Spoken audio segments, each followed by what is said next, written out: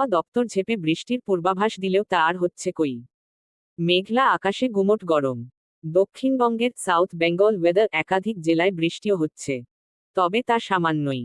যদিও আবহাওয়া দপ্তর বলছে আজ বুধবার কলকাতা সহ দক্ষিণবঙ্গের জেলায় জেলায় রয়েছে ঝড় বৃষ্টির পূর্বাভাস। ওয়েদার ডিপার্টমেন্ট বলছে কালবৈশাখী এবং বজ্রবিদ্যুৎ সহ বৃষ্টির সম্ভাবনা রয়েছে এদিন।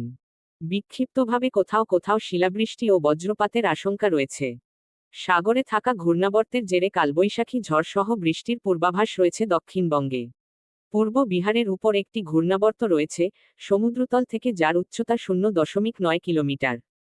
ফলত বঙ্গোপসাগর থেকে প্রচুর পরিমাণে জলীয় বাষ্প স্থলভাগে ঢুকছে। আর ঝড় বৃষ্টির সম্ভাবনা।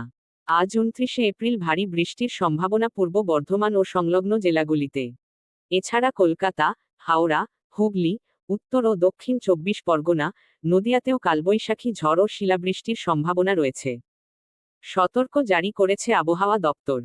কোথাও কোথাও 50-60 কিলোমিটার বেগে বইতে পারে ঝোড়ো হাওয়া।